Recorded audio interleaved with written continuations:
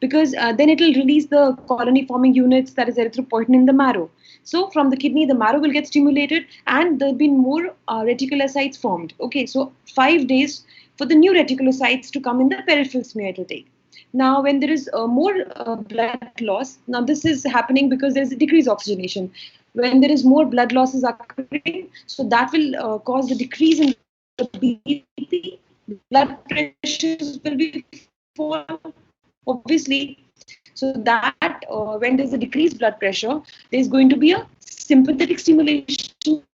Obviously, we know that, see what happens is when the BP falls down, there is going to be a sympathetic stimulation.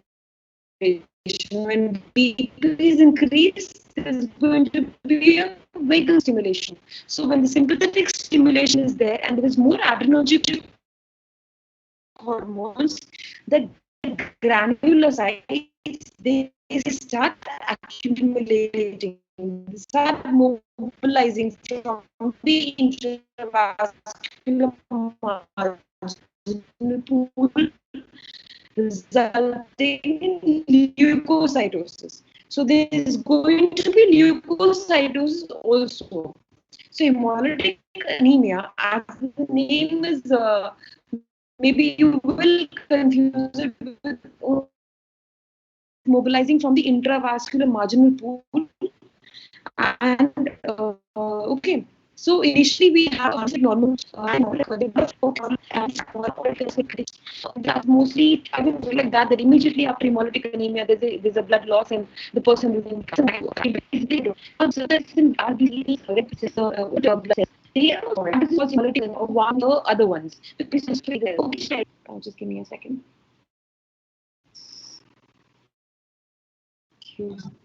Ma'am, your voice is breaking in between. Too Okay, much let me check. breaking. It's breaking a lot. Okay, wait a minute. Let me check. Yes, I'm both. Okay, I hope now it works. Yeah. The net is really bad, and UCMS का अपना net भी नहीं कर रहा है काम, and my personal net I'm using, but it's weak. Chalo, never mind. Let's start. Let's continue. Fine. So basically, what happens is that I'm telling you that physiologically also RBCs are broken down.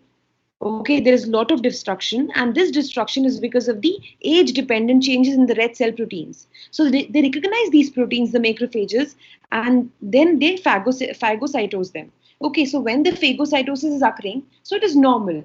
बनते हैं, बुढ़े होते हैं, and they die, right? It's a normal process like in this thing, normal human beings, like that. So now when there is a hemolysis or there's a premature destruction, that also in macrophages, so when there is a lot of RBCs that are immature or there are a lot of RBCs which are hemolyzed, so they all are going to go to the macrophages in the spleen, and because of that there's going to be excess macrophages 1, 10 are RBCs, so बहुत सारा तो वो degrade करने की कोशिश करेगा, but it's going to give up. Okay, so there's going to be extravascular hemolysis in this because there's outside the vessel, it is not inside the vessel. So RBC destruction is basically outside the vessels in the macrophages of the reticuloendothelial system. So in the spleen, the macrophages will try to eat them. It's a graveyard, right? So it is try to eat the whatever is the hemoglobin is breaking down, and because of that, it will not be able to compensate the amount of hemoglobin breaking down and the degradation by macrophages. So it is going to cause increase in spleen size.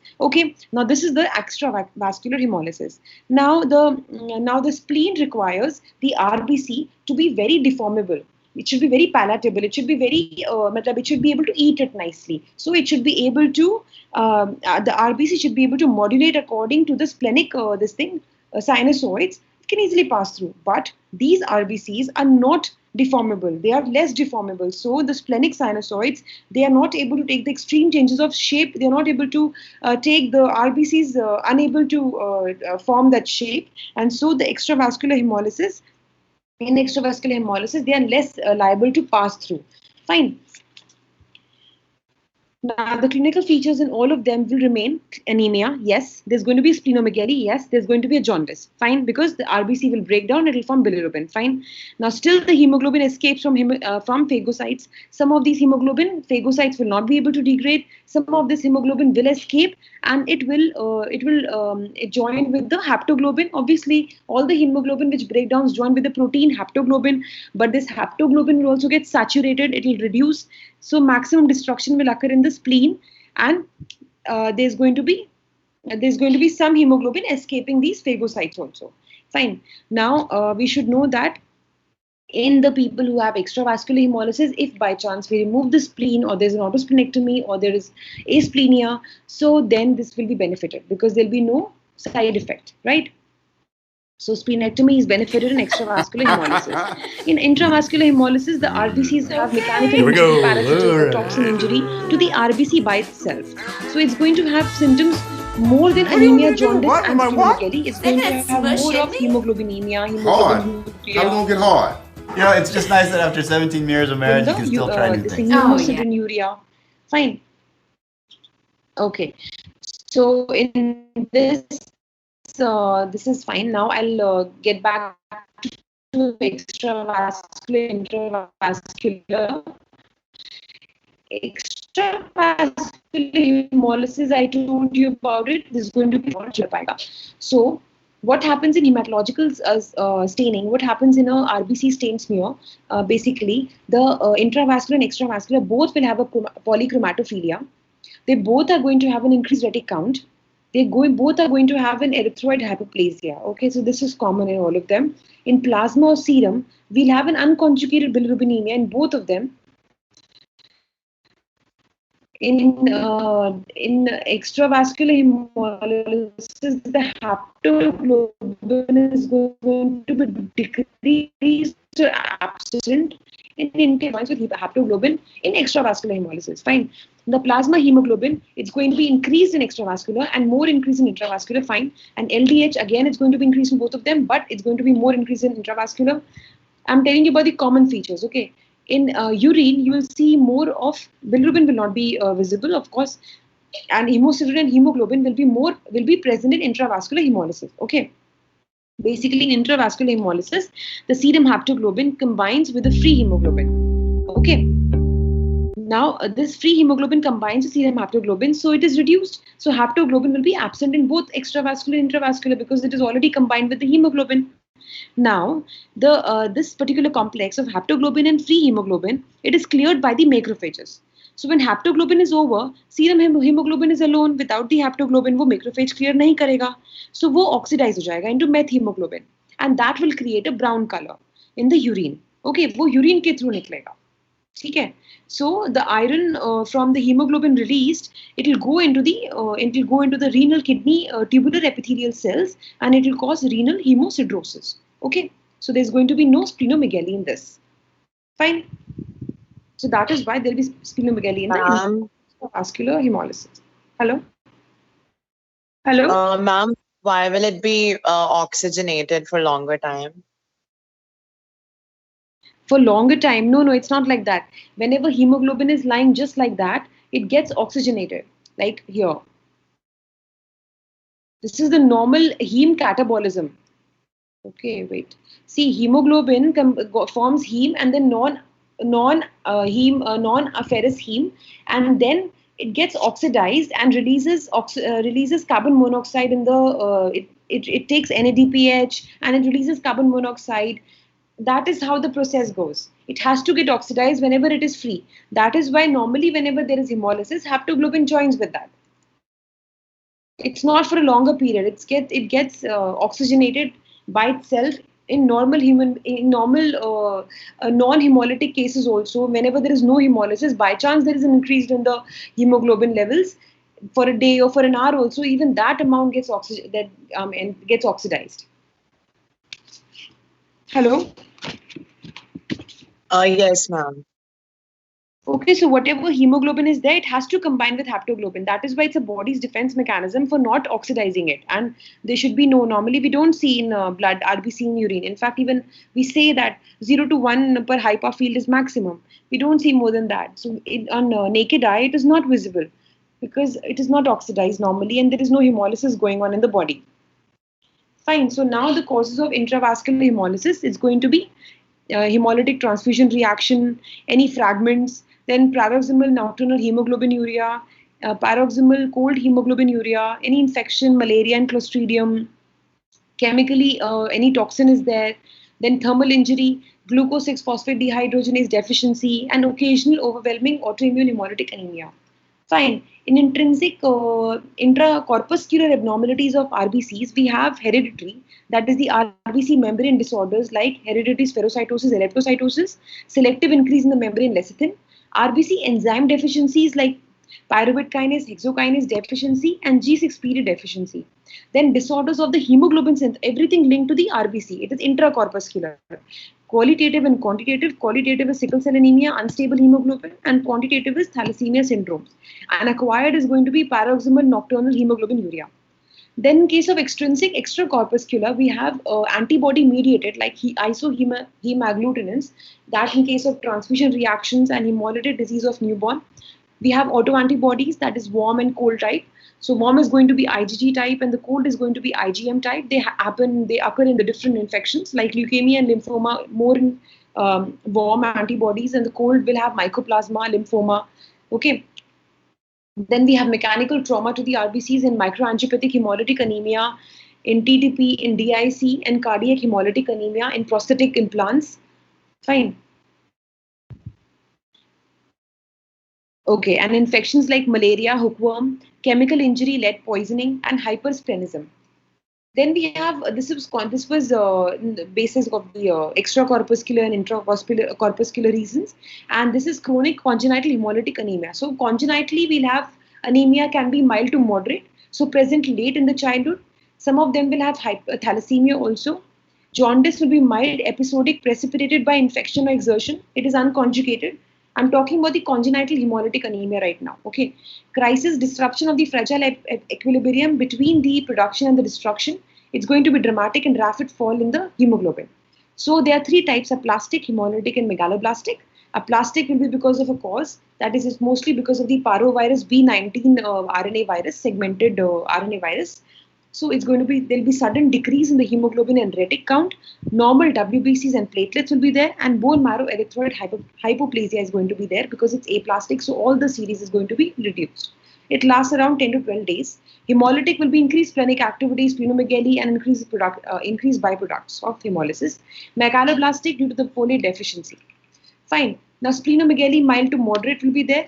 Gallbladder stones will be formed because of the excess bilirubin, because of the excess breakdown of hemoglobin byproducts. Fine. There'll be leg ulcers like in sickle cell anemia. Okay, skeletal abnormalities because of the expansion of the erythroid bone marrow. Now we come to acquired hemolytic anemia.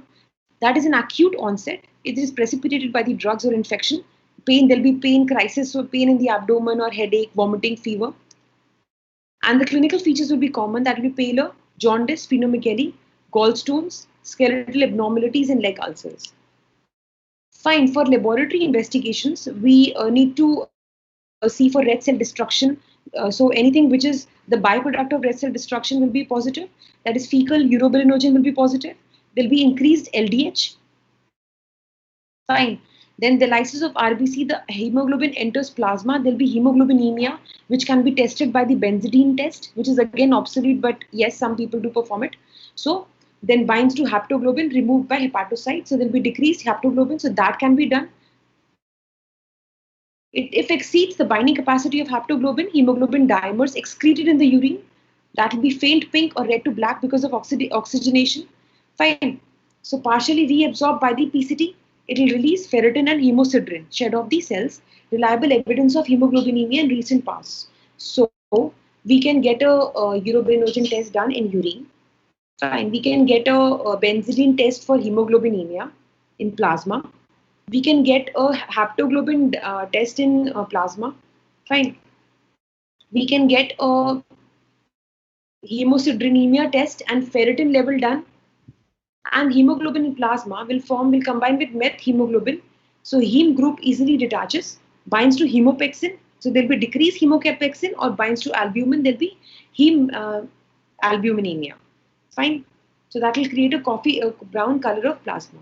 So we can get these tests done to see the degradation products of hemoglobin. Now the signs of accelerated erythropoiesis. We can even see the signs of accelerated erythropoiesis, that is reticulocytosis, macrocytosis, normoblast in the peripheral smear. There will be increased TLC and the platelet count. TLC, I told you the reason why there's an increased WBC count. There's going to be erythroid hyperplasia. Fine, and the red cell creatinine in younger cell, this you can, this is fine, leave this part. Now the test for the differential diagnosis. Now we actually don't have a hemolytic anemia. We cannot tell the exact cause just on the basis of an RBC film.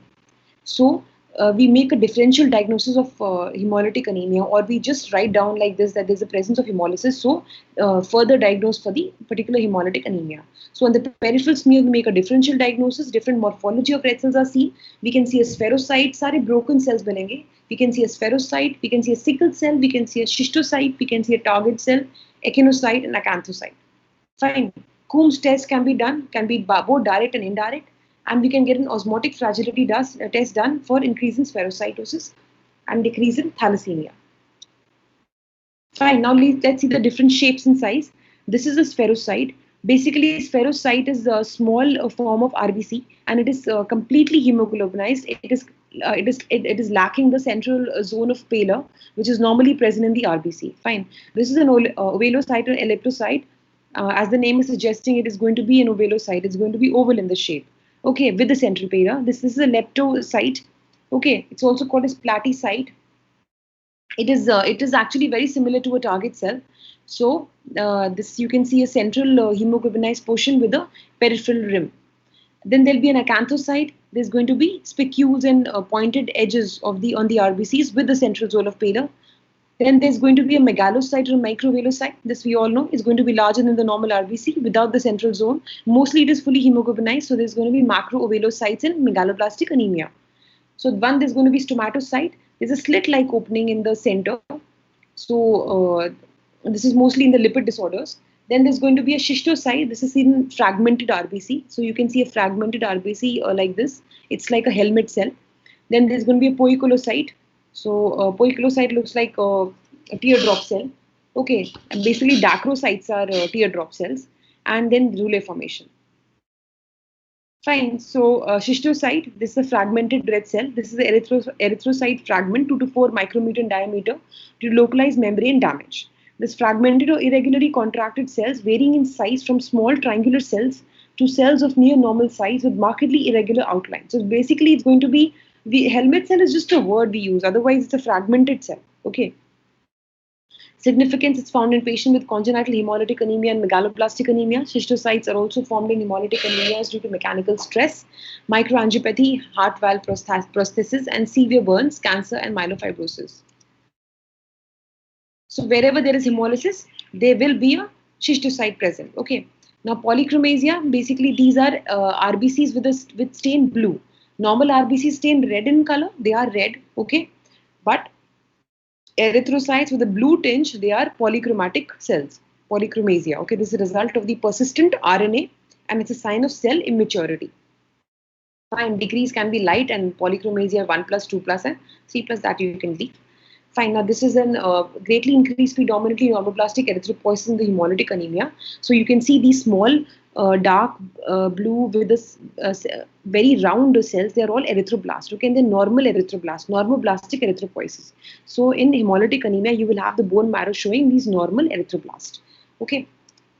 Now we come to the first this thing, that is the erythroblast, that is the hereditary spherocytosis. It is an autosomal dominant condition. It is very common. It is the most common among the ones we are reading. Inherited disorder caused by the intrinsic defects in the red cell membrane skeleton that make the red cell spheroid, less deformable, and vulnerable to the splenic sequestration and destruction. So all the things are happening in a way that hemolysis has to occur. It has an intrinsic defect in the red cell membrane skeleton. So it makes the red cells more spheroid. So you see spherocytes, which I showed you. Okay, and this spherocyte will not be able to, it is less deformable, so will not be able to pass through the spleen, and so it will be destroyed. Fine. So now you can see here that, sorry. Yeah, so you can see here, this is basically a bilipid role of the, this is basically a membrane, a cytoskeleton. Okay, now in this you can see this is a bilipid layer, this one. Okay, so this has different proteins attached to it, which are very important for maintaining the structure. Okay. Now we can see one is going to be in hydrophobic region, which is a transmembrane region. This is a hydrophobic region, and this is a hydrophilic region. Fine. So it is arranged in such a way that band 3 is passing transmembrane, attaching to the 4.2 and then to the ankyrin protein, along with the spectrin alpha and beta bands. Okay. So here it is attaching to the 4.1 and glycophorin, and along with the actin. Okay, so these are important for you to know that what kind of the normal RBC membrane skeletal proteins are very important. So mutations in any of these, that is band 3, glycophorin, 4.2, 4.1, and ankyrin, spectrin, alpha or beta, so they will create a problem. Okay, so they are going to weaken the interactions between these proteins, and they cause the red cells to lose the fragments. Okay.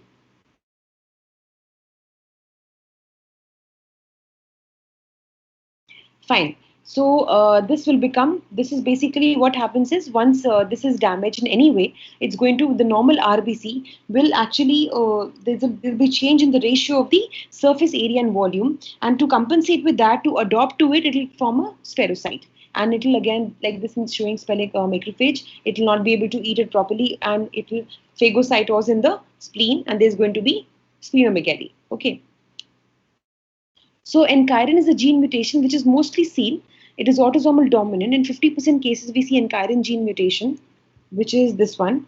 Okay, so ankyrin gene mutation will be there. So 4.2 will not be able to attach to beta unit of the spectrin protein. Okay, so decrease in ankyrin content leads to decrease in incorporation of spectrin into ankyrin, resulting in the functional deficiency of spectrin and thus combined deficiency of both, resulting in hereditary spherocytosis.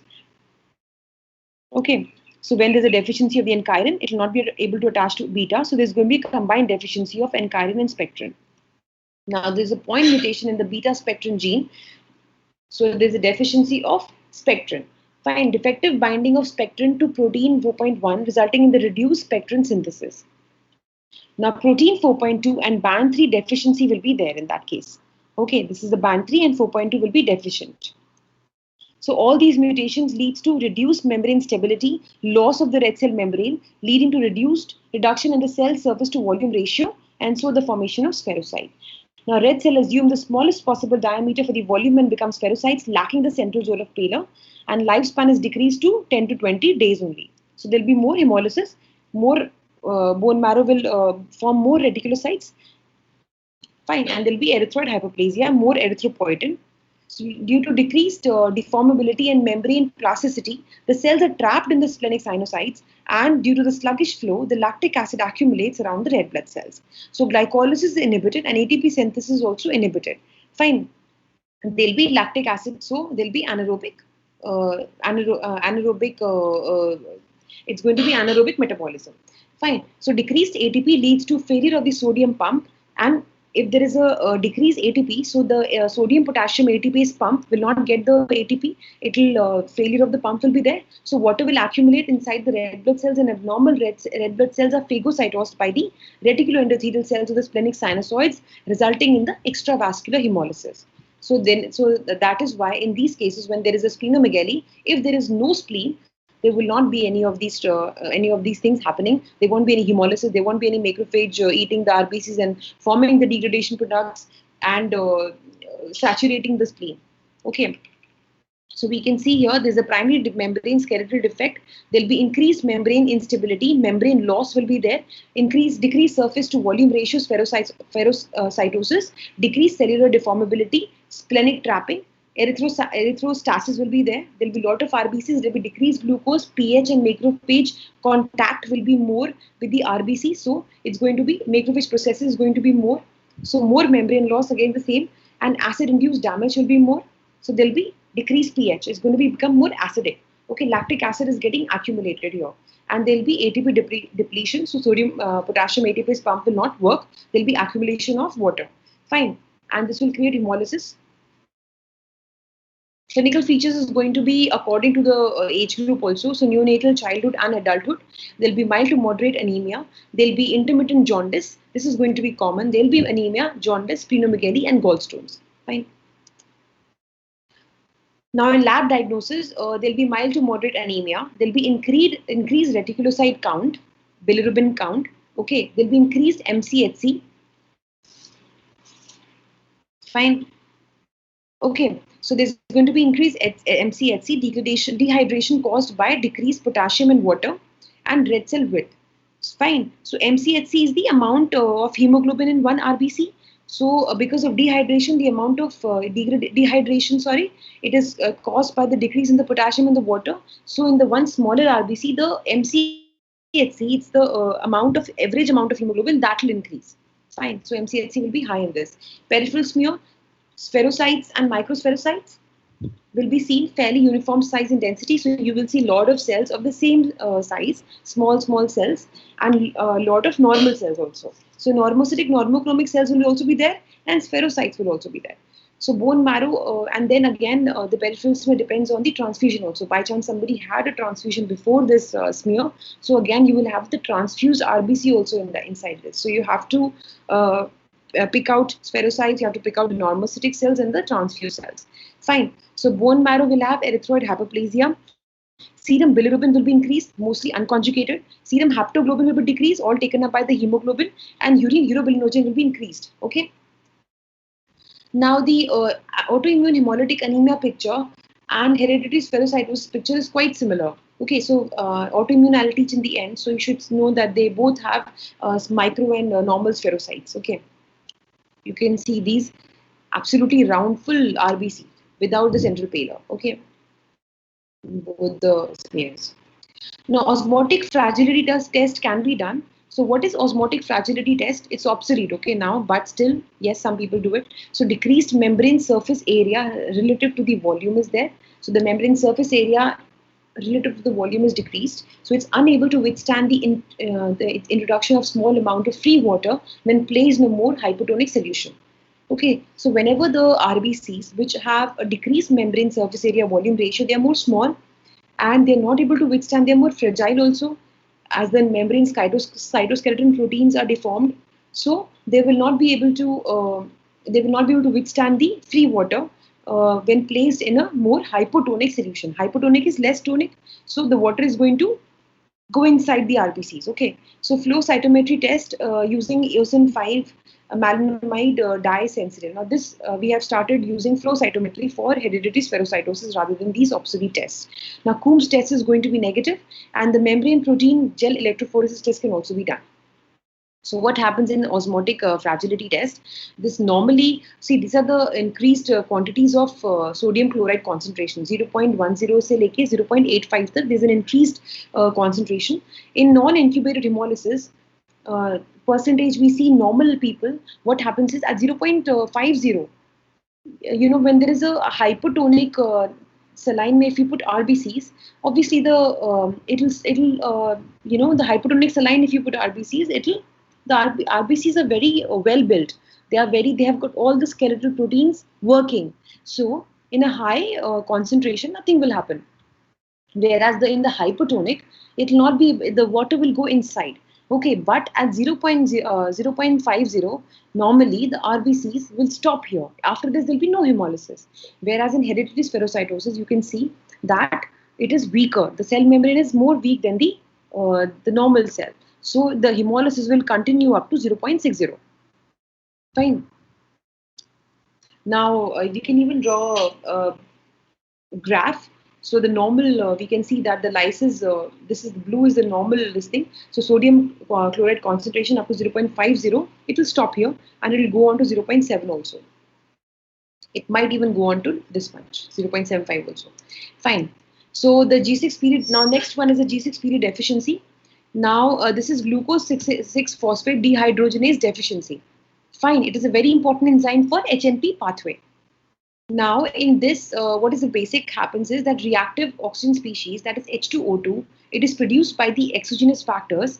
There's a lot of free radicals, they accumulate within the red cells. So oxidation of hemoglobin and other proteins occurs, and there'll be red cell death. Fine. So again, hemolysis. So abnormalities in the hexose monophosphate shunt or glutathione metabolism resulting from the deficient or impaired enzyme function reduce the ability of the red cells to protect themselves against oxidative stress and leads them to hemolysis. Fine. So basically, there's an impaired enzyme. There are two pathways of hexose monophosphate shunt and glutathione metabolism. Okay, they both are defective then, and there'll be no ability of the red cell to protect themselves against the oxidative stress, and that will lead to hemolysis. Now, this is important. This normally glucose 6-phosphate is converted into 6-phosphogluconate. Okay. In this process, NADP is converted into NADPH. Fine. Now, this glucose 6-phosphate, it is oxidized to 6-phosphogluconate, and NADP is reduced to NADPH in the bargain. Obviously, one oxidizes, one reduces, normal. Then the NADPH, this will occur because this NADPH is the reduced form. Okay, so when NADPH is oxidized to NADP with the help of glutathione reductase, you know about GOD, catalase, GOD, and SOD. Okay, so remember it like that: catalase, GOD, SOD. They are good for the body. So catalase, glutathione peroxidase, GOD, and SOD, that is superoxide dismutase. They are all good for the body. Okay. So glutathione reductase will convert GSH, will convert GSSG, that is the oxidized form, into the reduced form, that is GSH. Okay, so this is reduced form. Now, when it is reduced, this is again oxidized here with the help of glutathione peroxidase. Now, when this, okay, wait, sorry. Yeah. So this is the oxidized GSSG. Okay, so when GSH is oxidized to GSSG with the help of glutathione peroxidase,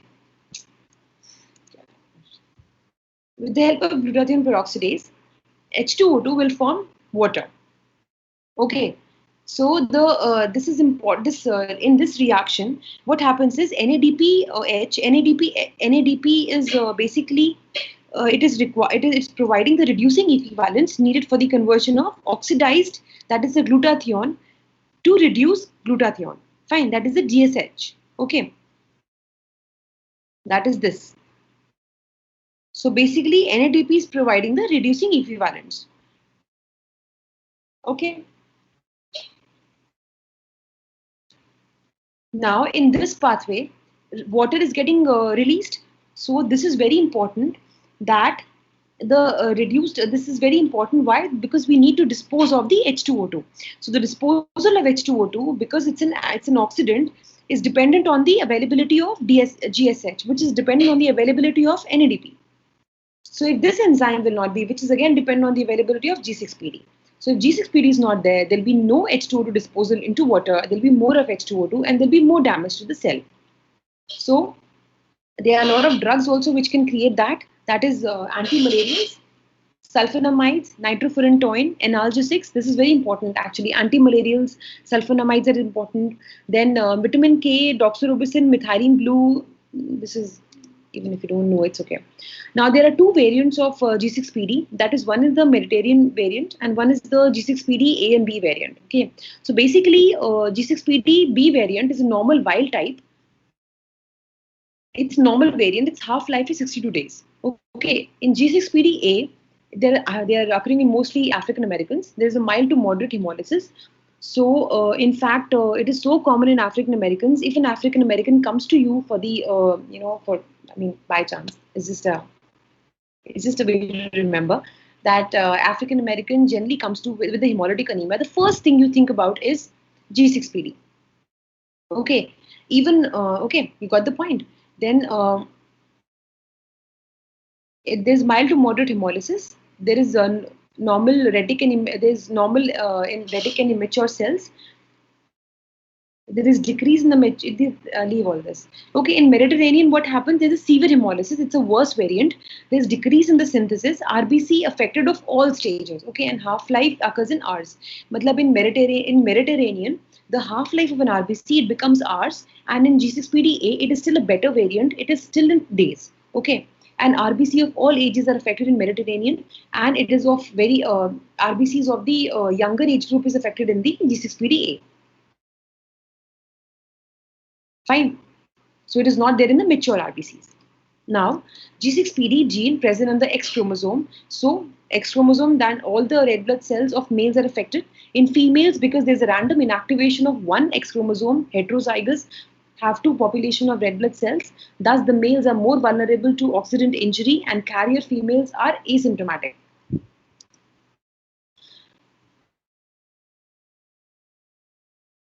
Okay.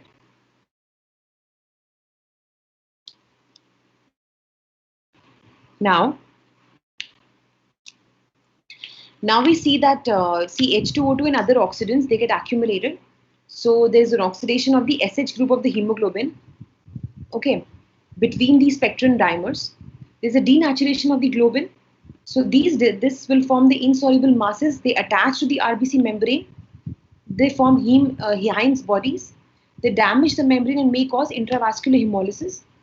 Now the both factors, that is decreased deformability and their rigid cells, so the removal by the macrophages in the spleen is very reduced. So they are going to bite the cells. They are going to basically remove the portion with the Heinz bodies. Okay, so loss of membrane results in a spherocyte. That is an extravascular hemolysis. Fine. So basically in G6PD, I want to say there's an intravascular hemolysis and there's an extravascular hemolysis. Fine. So with these oxidants, there'll be problem with the oxidation of the SH group of hemoglobin. So membrane S bond between the spectrin dimers is also abnormal and they cause a denaturation of globin. So the membrane is defective. There'll be insoluble RNA masses also formed. So membrane is going to be defective. There'll be intravascular hemolysis, and these membrane defects and along with the Heinz bodies are not able to pass through spleen, and the spleen will take a bite from the portion which is very bad, that is Heinz bodies abnormal or the RNAs accumulated there. So it's going to take a bite, and on peripheral smear you will see a lot of bite cells. So in bite cells seen in G6PD looks like this. These are the normal RBCs. Okay. These are the spherocytes. And these are the bite cells. Okay. You can also see blister cells. Blister cells you can see like this. This one is a blister cell. Okay. Now the Heinz bodies on Nile blue sulfate staining this is a dark blue dot. Okay. Now in G6PD deficiency, there can be clinical and lab features. So there'll be acute hemolytic anemia. It is precipitated by drugs, infection, metabolic disturbances, and it is self-limited in G6PD-A. That I told you it's a less severe variant. Then we have to check for the exposure to any fava beans also, especially in Mediterranean variant. And there's a chronic non-spherocytic hemolytic anemia. Okay, so basically I want to say that in G6PD you need to take the proper history, and you need to see this slide. I mean, you need to see the peripheral smear, and then the lab features, and then you can say that yes, this person has G6PD deficiency. Okay. Now for the diagnosis history, peripheral smear, bite, blister, spherocyte, anything can be seen. There'll be Heinz body, test for G6PD deficiency, methemoglobin reduction test is screening test, fluorescent spot test can be done. Quantitatively, we can do G6PD assay also, and D analysis by PCR. So the last two are the most important. That is, we can do a quantitative G6PD assay, and we can do a DNA analysis by the polymerase chain reaction. Okay, now we come to paroxysmal nocturnal hemoglobinuria. I think, oh God, I didn't realize the time is 57. Chalo, just give me 10 more minutes.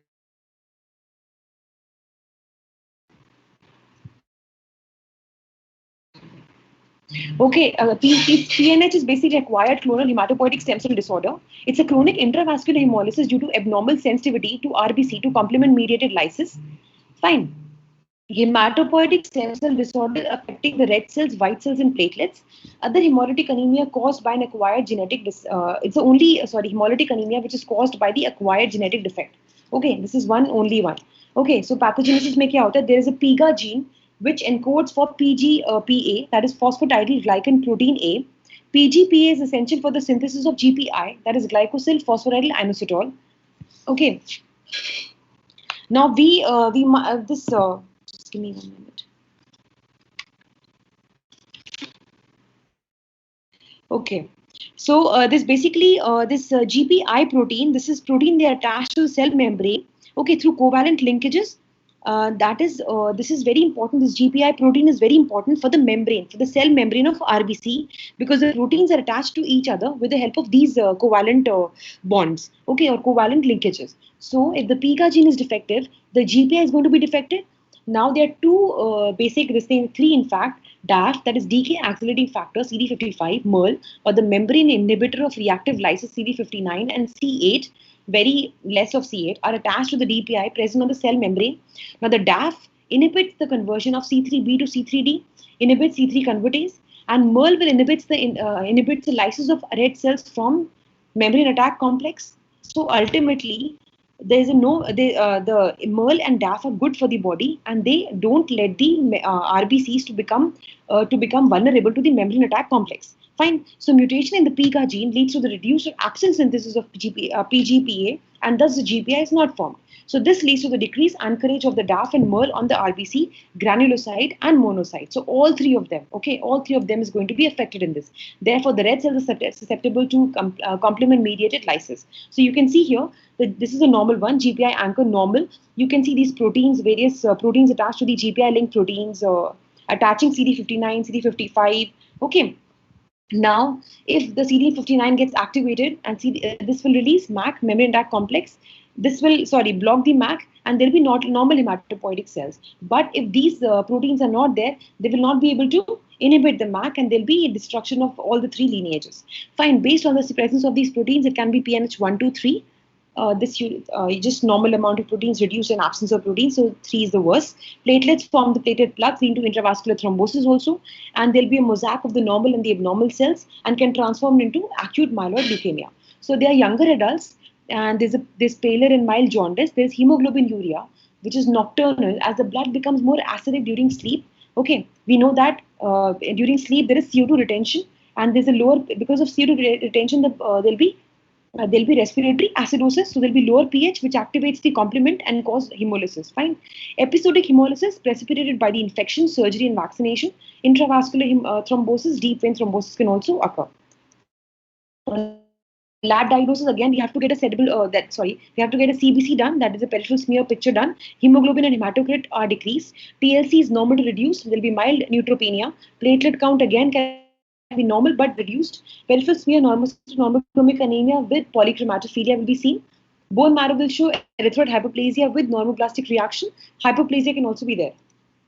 Fine, hemoglobinemia and hemoglobinuria, we can check by benzidine test. We can get a sucrose hemolysis test done, because sucrose provides a low ionic strength that permits the binding of the complement to the RBCs. So in PNH, the RBCs are abnormally sensitive to this complement-mediated hemolysis. This is used for a screening test. Fine, sucrose hemolysis test is used for a screening. Okay. Acidified serum Harms test can be done.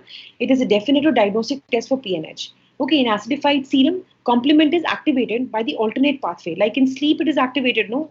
In acidic. So acidified serum, the complement is activated by the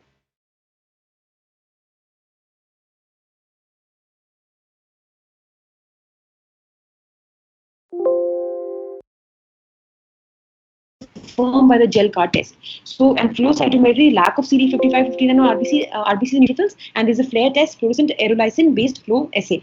This is just the names. You don't have PNH. Okay. So right now we are not doing anything else apart from these. Okay. But acidified serum lysis, definitive diagnosis. Don't forget the flow cytometry and the gel card test. Okay. Now, in immune hemolytic anemia, the classification can be warm and cold type. Okay, it can be autoimmune and alloimmune. In the autoimmune, we have warm primary. Okay, idiopathic. Basically, this classification is depending upon the what antibody type is produced. Okay, so secondary causes can be there.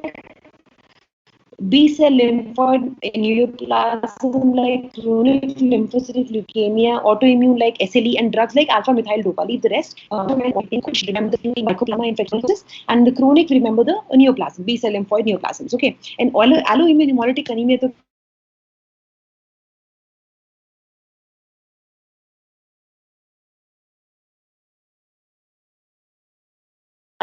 Associated with the autoimmune disease like SLE and drugs. Okay, hemolysis by erythrophagocytosis of opsonized red cells in the spleen. So there will be extravascular hemolysis, splenomegaly. The cause is unknown. Basically, all these autoimmune diseases, they are basically they have unknown causes, but mostly the antibodies direct against the Rh blood group antigens. Okay. इसमें the causes are known, they are mostly directed against the Rh blood group antigen, that we should know. And जो drug induced होते हैं, drug induced immunohemolytic anemia, उनके mechanisms, they are better understood. So we can discuss them. That is antigenic drugs. We have a large IV dose of the drug is required. It takes around 1 to 2 weeks. So drugs exemplified by penicillin, cephalosporins, they bind to the RBC membrane and they're recognized by the anti-drug antibodies. Now it can bind only to the drug as penicillin induced hemolysis, or in the quinidine, or it can bind to the complex or a membrane protein part also. Fine. So antibodies, they fix the complement and they cause intravascular hemolysis. Fine. And they act as opsonins and promote extravascular hemolysis. So both will be there. Now tolerance breaking drugs are prototype alpha methyl dopa. It's an unknown manner of production of antibodies against RBC antigens, mostly of the Rh blood group type. Again unknown. 10% autoantibodies detected by the direct this thing. Okay, Coombs test. Fine. Now cold antibodies, they combine with at 30 degrees centigrade, distal parts of the body, obviously because that is cooler, and IgM type, fixed complement intravascular hemolysis, or sensitize RBC lyse by the reticular endothelial cells of the liver and spleen, causing extravascular hemolysis. So या तो ये fix करेंगे complement को और intravascular करा देंगे in the vessels. Otherwise, they will have to go to the RBCs and get themselves degraded by the macrophages and spleen. Okay, at 37 degrees, these are detached. Okay, now we have to cold hemolysin hemolytic anemia. So what happens is that cold hemolysins are autoantibodies responsible for an unusual entity known as the paroxysmal cold hemoglobinuria, characterized by the acute, intermittent, massive intravascular hemolysis. So hemoglobinuria occurs after the exposure to cold temperatures. This is the least common form of immunohemolytic anemia. Lysis is basically complement dependent. The autoantibodies are IgGs but bind to the P blood group antigen on the red surface at low temperatures. Okay. Complement-mediated intravascular lysis does not occur until the cells recirculate to warm central regions, more sensitive to that temperature. So enzymes include Mycoplasma pneumoniae, measles. Examples include Mycoplasma pneumoniae, measles, mumps, and ill-defined viral flu syndromes. Okay. There's another famous antibody in cold hemolysin hemolytic anemia, that is Donath-Landsteiner antibody, which was first recognized with the syphilis. Okay, in peripheral smear, we see polychromasia and spherocytosis in a few nucleated RBCs. Coombs test, that is direct antiglobulin test, is positive. Okay, so in PCH, there's intravascular hemolysis, I told you, on exposure to cold. And in the Donath-Landsteiner bodies, there are the IgG type. They are bibasic and get absorbed on the red cell surface below 20 degrees Celsius. So complement combines with the red cell antibody complex at 37, resulting in hemolysis. Fine, DL antibody has anti-P specificity. Now, I want to tell you this direct antiglobulin test. No, what happens in this is, see, for the diagnosis, we require the detection of the antibodies, okay, or the complement. हमें यही दो चाहिए होगा, या तो complement detect करो, या antibodies detect करो, ठीक, on the RBCs. So we do a direct Coombs test. We take the RBCs of the patient and we attach it to the sera containing antibodies. Okay, so this sera can be a specific for the immunoglobulin or complement to a particular disease or drug. Okay, now we after incubating, if either immunoglobulin or complement is present on the surface of the RBCs, it will show agglutination. So you can see that slide will have a lot of clumping. So that means it's a positive test. Okay, in indirect Coombs test, we take the patient's serum. Okay, and commercially red blood cells containing the and containing the antigen. Okay, so basically you should remember in direct we take the RBCs and then we take a sera containing antibodies, and in the indirect take the patient's serum and the commercially red cells containing antigens. Now we come to hemolytic disease of the. In this, there's an Rh mother. Okay, and the RBC and the Rh mother is there, and the baby will have Rh positivity. Okay, so now when there's an Rh positive fetus and Rh negative mother, the Rh positive erythrocytes they'll cross the placenta. Fine. So stimulate antibody production against the Rh antigen in the mother. They are of two types, IgM and IgG. IgM never crosses the placenta. IgG will cross the placenta. This antibodies will attach to the RBC membrane. So antibody attachment to Rh positive erythrocytes, removal and destruction of the erythrocyte antibody complex. So it will cause anemia. There'll be extramedullary hematopoiesis and cardiac compensation leading to hydrops, or there's going to be hemoglobin degradation leading to a milder variant, leading to the bilirubinemia, jaundice, kernicterus. Okay, and it crosses the blood-brain barrier, the bilirubin complex. Okay. Now, antibodies in the mother and the baby are detected by the indirect and the direct Coombs test, respectively. In the mother, we'll use the indirect, and the baby, of course, in the baby, the RBC is Rh positive, so that is involved, so it's going to be direct. Okay.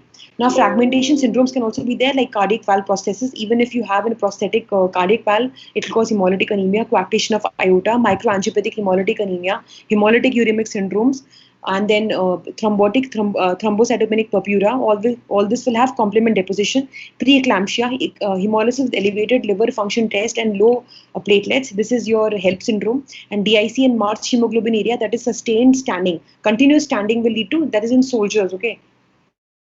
Schistocytes, Burr cells, helmet cells, and triangle cells. Okay, all these can be seen in them. This is the helmet cell. This is the schistocyte. These are the normal RBCs. Thank you, everyone. Thank you for your patience. If any doubt, you can just WhatsApp me, or you can ask now. Excuse me, ma'am. Yeah. Ma'am, I had a doubt. You said that like it's also given in Robbins that some hemoglobin in extravascular hemolysis, some hemoglobin inevitably escapes from phagocytes, which leads to variable decrease in plasma haptoglobin. Ma'am इसमें extravascular में ऐसे दे रखा है कि inevitably escape करेगा, तो उसकी वजह से प्लाज्मा हैप्टोग्लोबिन होता है decrease. Ma'am, is this decrease in plasma haptoglobin because of the degradation by monocytes, or is it saying because it is binding free hemoglobin, so free haptoglobin level कम हो जाएगा? See, what is haptoglobin? Haptoglobin is alpha-2 globin. Yeah. Okay, that is an exact definition, right? So haptoglobin is a protein, okay, that binds to the free hemoglobin in the plasma. Okay. You get the point, right? Yeah, no. So basically, haptoglobin combines with the free hemoglobin. So haptoglobin will be reduced in any place where there is hemoglobin, in anything which has hemolytic anemia, in anywhere there is free hemoglobin. Where there is hemoglobin, haptoglobin comes to attach to hemoglobin. So this is going to be reduced. So not because of the degradation by monocytes, you told me. Hello. Yes, ma'am. Like it was given in intravascular hemolysis कि जो haptoglobin और hemoglobin का complex बनता है, that is degraded by monocytic phagocytes. That is the reticuloendothelial system, right? Yeah, ma'am. But वो intravascular में दे रखा था. हाँ, मैं वो बता रही हूँ बेटा. Actually, what happens is that the hemoglobin will attach itself to the see, whenever there is hemolysis, there is more hemoglobin. It will attach itself to the haptoglobin. Okay. Now this haptoglobin and hemoglobin complex will be degraded by the reticuloendothelial system. This you understood? Now, whenever hemoglobin का suppose 100 hemoglobin molecules है, वो निकले हैं hemolysis से, and 120 and 90 haptoglobin है, तो 90 attach हो जाएंगे hemoglobin पे, okay? And the 10 hemoglobin molecule वो escape कर जाएंगे. They'll be left out. They will oxidize themselves. And haptoglobin तो पूरा use हो जाएगा उसमें, तो सारा का सारा it will use itself to combine with hemoglobin and degradation by this, right? Like you said, monocytic, phagocytic complex. They're all the reticuloendothelial system का जो फेगोसाइटोसिस मैकेनिज्म होता है, दैट्स द सेम वन. ये मोनोसिटिक फेगोसाइटोसिस जो है ये उसमें भी होएगा ना एक्स्ट्रावैस्कुलर वाले में, जिसमें स्प्लीन के अंदर एस्केप किया है हेमोग्लोबिन ने. हाँ, तो ये उसमें भी होगा बिकॉज स्प्लीन के अंदर भी तो वही होता है. मैक्रोफेजेस तो उसको खाते हैं. जो स्प्लीन के जो स्प्लेनिक वो कॉर्ड्स ऑफ बिलरॉथ से जो निकलते हैं वो RBCs, they are so less deformable, so they will cross and they whatever is coming out they will be eaten by the monocytic macrophage system only. I mean, basically मेरा doubt ये था कि हम डिक्रीज इन हैप्टोग्लोबिन जो कह रहे हैं वो बाइंडिंग की वजह से कह रहे हैं या फिर डिग्रेडेशन की वजह से कह रहे हैं? No, binding की वजह से decrease होता है. That is why we get a serum haptoglobin level done, and both extravascular and intravascular will have reduced because जितना भी blood hemoglobin निकलेगा वो सारा उसे combine करेगा and उसकी वजह से वो कम हो जाता है, not because of its degradation, because of its usage. देख लेना एक बार. और जैसे एक्स्ट्रावैस्कुलर में हो रहा है, स्प्लीन के अंदर है वो, कॉर्ड्स ऑफ बिलरॉथ के अंदर उसका फैगोसाइटोसिस हो रहा होगा.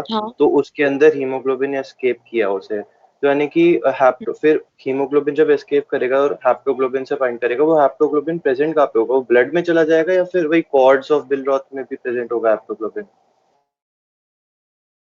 हैप्टोग्लोबिन तो हर जगह होता है ना, वो तो प्रोटीन है, वहीं से निकले. अगर वो होता है ना मैम. हाँ, वो प्लाज्मा में मिलता है. I mean, वो तो कंबाइन हो गया ना हीमोग्लोबिन से, अब वो स्प्लीन में क्यों मिलेगा?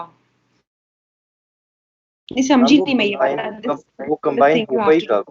जैसे हीमोग्लोबिन जो है मैक्रोफेज से एस्केप किया जो स्प्लीन के अंदर है, कॉर्ड्स ऑफ बिलरॉथ के अंदर, तो एस्केप करने के बाद वो हैप्टोग्लोबिन से बाइंड कर रहा है, बट वो हैप्टोग्लोबिन प्रेजेंट है ही कहाँ पे? प्लाज्मा में होता है ना हैप्टोग्लोबिन तो. अच्छा. नहीं, जो ये वो होता है ना, हीमोग्लोबिन बच जाता है ना, वो फेगोसाइट से एस्केप कर जाता है. ये जो तुमने बताया ना मुझे,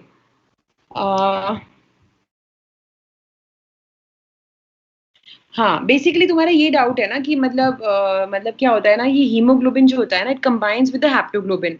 वो तो पार्ट समझ में आ गया. और हैप्टोग्लोबिन ये सीरम में मिलता है, प्लाज्मा में मिलता है, राइट? अल्फा 2 ग्लोबुलिन प्रोटीन है आपका, है ना? उसके बाद हीमोग्लोबिन, लेकिन सारा कंबाइन तो कर गया वो प्लाज्मा में. अब तुम पूछ रहे हो कि स्प्लीन में क्या हुआ, है ना? नहीं, मैं पूछ रहा हूँ स्प्लीन में हैप्टोग्लोबिन कहाँ से आ गया, प्लाज्मा वाला?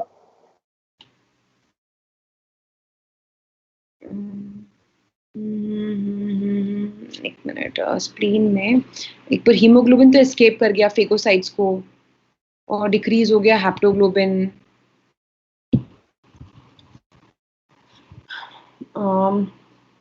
डिक्रीज हो गया ना वो. उसके बाद मैम रेड सेल डिस्ट्रक्शन तो वेसल्स के अंदर ही होता है ना, स्प्लीन में भी होता है?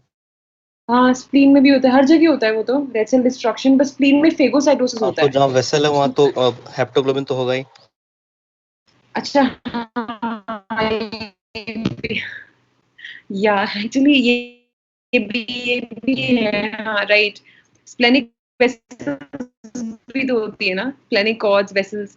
सो स्प्लेनिक साइनसेस, वेसल्स, इन सब के अंदर तो हो उससे तो आएगा.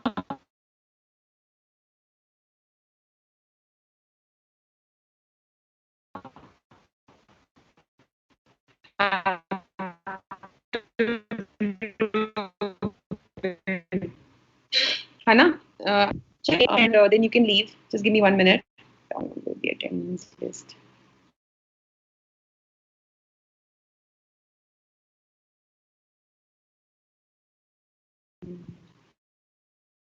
एक बार मैं चेक कर लेती हूँ बस. Just give me 1 minute.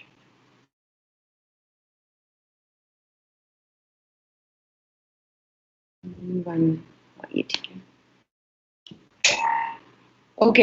Okay, thank you for your patience. I think they both have left, but nice. I understood better like this. Chalo, ठीक है, thank you. Okay, bye everyone, and be safe and healthy. See you tomorrow. Bye.